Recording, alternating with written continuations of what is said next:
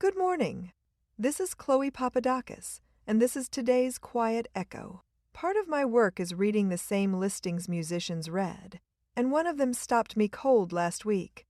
It was a community band down in Orlando, Florida, and across the top of their page ran a promise I have not seen in 20 years of booking acts for this town. The band costs nothing to join. It takes everybody, and it holds no auditions at all. And then underneath, there was an invitation. And the surprise of it is who sat down and wrote the thing. Not the director. Not some publicist. The band president wrote it. A member, just like any other member. He had not so much as picked up his tuba in 20 years. And then a friend talked him into coming along to one rehearsal. He says he was hesitant about it. And he says it turned out to be exactly the thing he needed to enjoy playing music again. So he wrote the invitation out himself, addressed to total strangers, and he offered to be the very same friend for whoever happens to be reading it. "Come on by," he writes. "Say hello." And then comes the line I have been repeating to myself all week long. No auditions, no fees, no judgments. They rehearse next Tuesday evening, 7 o'clock to 9. And anybody at all may walk in. There are 40 some of them. They play a dozen concerts in a year. They play the parades, and they play the ceremonies for the missing. And they are keeping up a habit this country has kept for more than 200 years now, which is towns making their own music, badly and gladly, and never once asking anybody's permission to do it. I have planned events in this valley for 20 years. And I have never once written an invitation which asked for nothing. Every last invitation I send out has a little hook buried somewhere in it. Skill, or a fee, or a commitment, or else the quiet implication you really ought to be good enough already. And I have watched what my hooks do to people. I have watched a woman read a flyer for a choir and want it, and put the flyer back down on the table, because somewhere in the wording she found a door she did not believe she was qualified to walk through. I put the wording there. I did not mean to, but a man in Orlando figured out something in one sentence which took me 2 decades to even notice. Here is the small thing I learned this week, and I will be honest, it has rearranged the way I think about my whole business. The word for people like the tuba player is amateur, and we use it as an insult, do we not? An amateur job, amateurish work, a hunc amateur. And yet the word comes to us straight from the Latin amare, meaning to love. An amator was a lover, and when the word finally arrived in English, back in the 1780s, it simply meant a person who does a thing for the sheer love of it. The sneer we hear in it now came along later. So sit a moment with what we lost in the drift of one single word. We took the name for a person who loves what she is doing, and we made it the name for a person who does it badly, as though those two were somehow naturally the same. And then, I am afraid, we organized whole lives around the error. Somewhere between childhood and the age of 30, very nearly all of us quietly accept a rule which nobody ever said out loud. You may only keep on doing the things you happen to be good at. Not good enough for first chair, so you stop playing. Not good enough for the gallery, so you stop drawing. Not quite good enough to be called a singer, so you sing in the truck with the windows rolled up.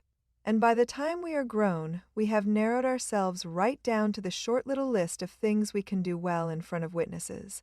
And we go ahead and call it maturity. Now, I am not standing outside of any of this. There is a piano sitting in my front room. It came down to me from my grandmother. I quit lessons at 14, and in all the years since I have used it as a very handsome shelf for photographs. I book musicians for a living in this town, and I have not played one wrong note in front of another human being in 30 years.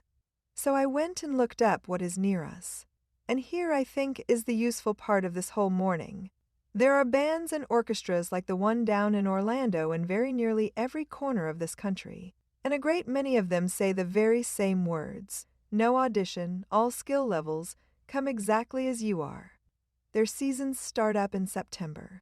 They are recruiting right now, this month, which is the only reason those listings ever crossed my desk. Yours is out there somewhere. It takes about 4 minutes to find. The rehearsal is on a weeknight, and nobody in the room is going to ask you to prove one single thing. So go and get the trombone out of the closet, the guitar with the 5 strings on it, the paints under the stairs. Be the very worst one in the room, out loud, where somebody can hear you. It is not humiliating. It is the entrance fee, and every last person who is good at anything paid it once. And do it for love, because there is a word for people like you. And it is a far better word than you were ever taught. The front porch is open. What is sitting in your closet, and what would it take to get it out? Come and tell us. And if we get something wrong, tell us, and we will run the correction. The readers of the Cedar Valley News are gathering to share their stories and keep company with respect and no party lines. Come sit with us. I will put the link in the show notes. This is Chloe Papadakis, your host for today's Quiet Echo. Thanks for listening. Quiet Echo is part of the fictional Cedar Valley News series written by Evan Swenson, publisher, and Claude Marshall, I developmental editor. While the people in town of Cedar Valley are fictional, the band is real. The VFW Post 2093 Community Band of Orlando, Florida, publishes an open invitation written by its band president, who describes returning to the tuba after 20 years, when a friend encouraged him, and who closes with the words quoted here. The band charges no fees, holds no auditions, welcomes non-veterans, has more than 40 active members, performs 12 to 15 concerts a year, and rehearses most Tuesdays from 7 to 9 in the evening. Community bands and orchestras across the country hold similar open, non-audition membership, and many begin their seasons in September. The word history is likewise real. Amateur entered English in the 1780s from the French for one who loves, and before it from the Latin amator, a lover, from amare, to love. The disparaging sense came afterward. Sources: the band's own published invitation, Merriam-Webster, and the online etymology dictionary. You've been listening to the Cedar Valley News Podcast, where small-town voices meet the headlines shaping our world. From faith and family to front porches and fields. We'll be back with more stories connecting real lives to real events. Until next time, keep your porch light on, your faith strong, and your heart open.